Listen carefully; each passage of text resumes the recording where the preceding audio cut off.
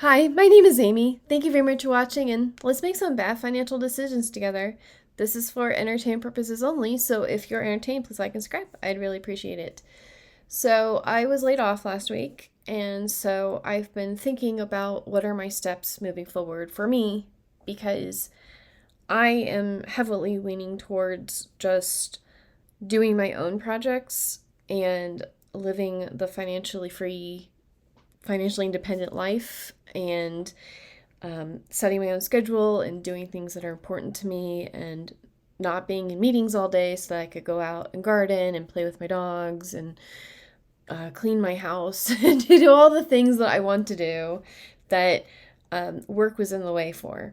So, how can I finagle my finances so that I can go ahead and do that? Because my plan was to do this next year after I've had another full year of being employed.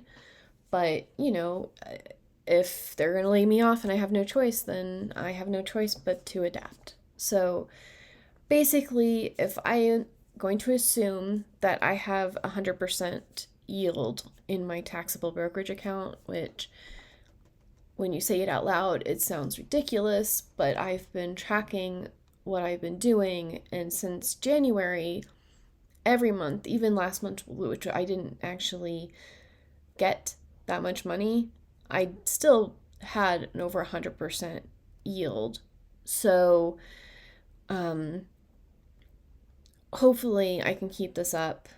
And what happened when I was doing like the 200 and 300%, I did some weird things to my portfolio and it's still recovering. Like some of my puts and options are too far into the future for me to continue to move them forward, which is what happens when you have a monetary goal and not just like letting the market conditions inform you of what you can do. So, um, what we're going to do basically, I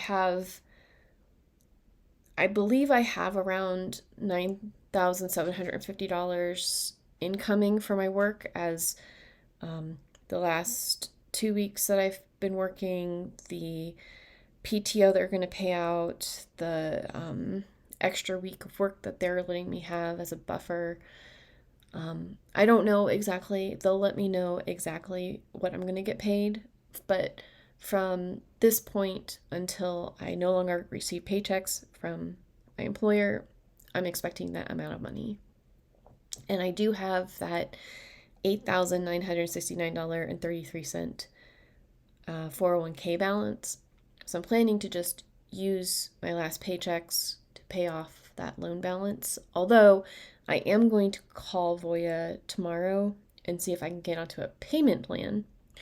Because if I can get onto a payment plan and use some of that money for my portfolio and have a little bit more buffer, then I'm definitely going to take that as the option. But right now, the plan is to just use my last paychecks to pay the 401k loan.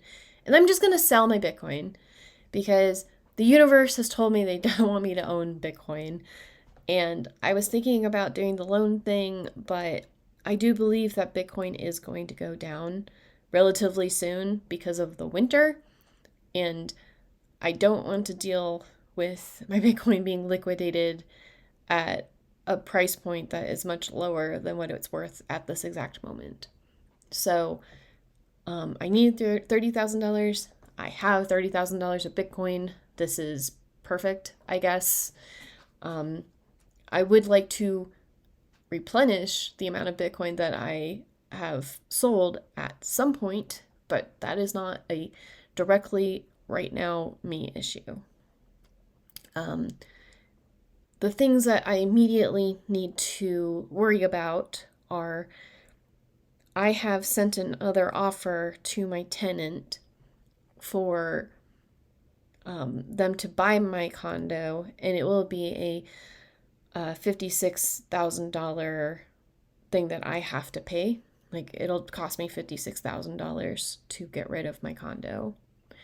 So, the plan for that is I'll pay it out of my taxable account, which means I won't have the $72,000 that I need in order to make this sustainable.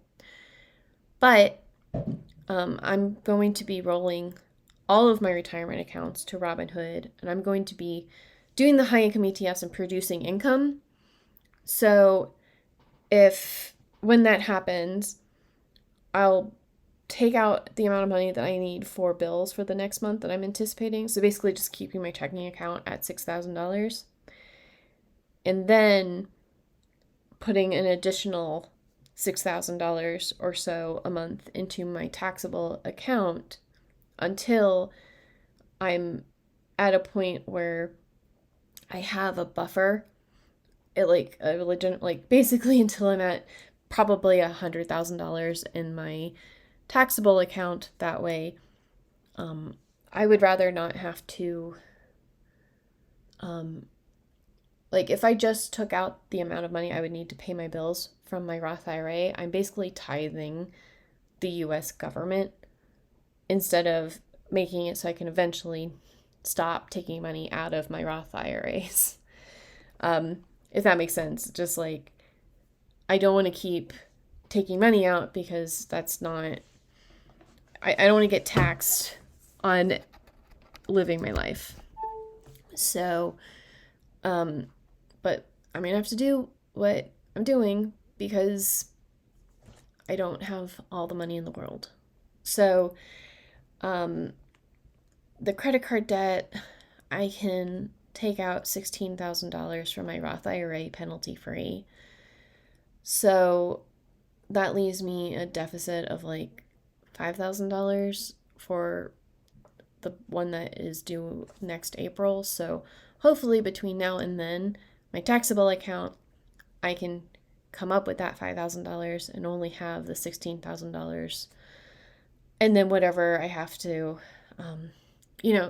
it's as long as I've created that money from my high income ETFs, I'm not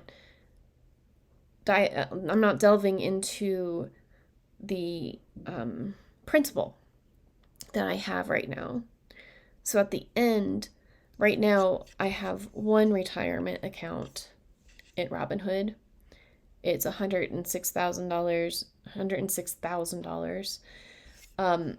And I've basically I started with $100,000 last year, so we've made that 6% back, even with all of the craziness of this year. So as long as I can stay around that $100,000, and because the worst thing would be if I took out, like, because my traditional IRA actually has around the same amount of money. They both have $100,000. So if I took out the $56,000 right away, there's no real way for me to get that $56,000 back into my IRAs in a reasonable time frame because you can only contribute $7,000 per year. So for me, that 10% penalty is not worse.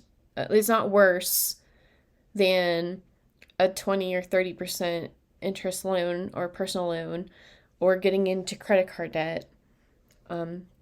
It's basically just taking money from myself to pay myself this so that I can live sustainably. And then I really just want to get to the point where I'm making like $10,000 a month and I only have $5,000 of expenses, and then I'm saving 50%. And in that way, that's basically what I've been doing now on my current salary, like ideally. And I don't really need more money than that. So,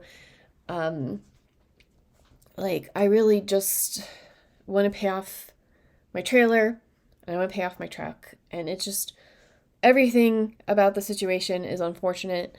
My mortgage company for the trailer, they messed up my escrow last year. So now it's, it went from $700 a month to $1,200 a month. And I really just want to get out of that payment because it's almost a 9% interest rate for my trailer. And I would much rather have to just save up for my insurance will be about $300 per month, like in perpetuity, $300 to $400, depending on how much they increase my insurance per year. But I don't think I'm going to, like, my goals are to sell my condo. Then in my taxable account, I want to have like $1,000 of surplus of my regular monthly expenses, because when you own a house or whatever, $1,000 is like, I'm not panicking because I have $1,000 extra dollars that I can save up for things. And then I want to pay off my trailer aggressively. I want to pay off my truck aggressively. I want to have a 50% surplus in my income per month, and I want to pay my Bitcoin back and, get my life together. And I'm going to continue to work on my little side projects and get outside and clean and all of the things I want to do around the house. I'll finally have time for. And so hopefully, I know that no plan will hit exactly the way that we want it to, but this is what I have so far. Let me know what you think. I know a lot of people are very against touching your retirement account for any reason because, and I understand, my attitude's really been like, well, I'm more conservative with my retirement account because when I get to retirement age, I want to have money in order to retire. But I'm also trying to retire right now. So my retirement age is right now. And so, as long as I go about this in a way where I keep the principle of what's already in my retirement accounts more or less the same. If I have to stall the growth in those IRA accounts for 2 or 3 years, it is not ideal, but none of this was ideal to begin with. I've also been thinking, this is a little off topic, but they say that recessions usually only last 10 months, but they only declare a recession after 2 months of GDP slowdown.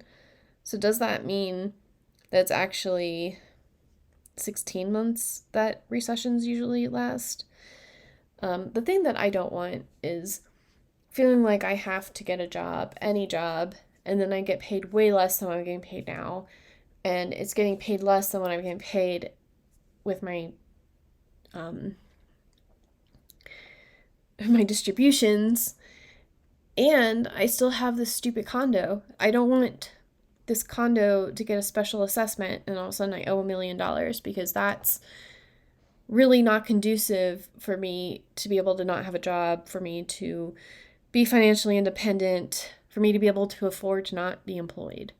So I actually need to add to my list of things to do to check out the Tennessee unemployment. I don't know if I'll qualify because of the amount of distributions that I'm getting, but I mean, any income that I am entitled to, I'm going to try to pursue. And I am sending out a few resumes and applying for a couple of things, but when you're financially independent and you're working on your own things, like, it has to be a really good opportunity. And that's the headspace that I want to be in when I go to look for a job.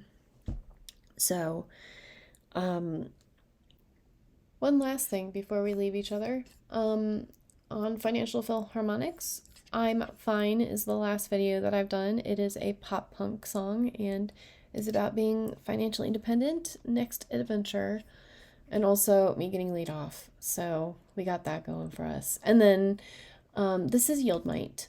And if you click on the advanced filter and you do the distribution desired, you can set it to $6,000, which is what I want. And then they have it per month. So I would need $83,000 a month to get $6,000 per month. Okay, I would need to invest $83,000 to get $6,000 with Ulti, which I wouldn't do that.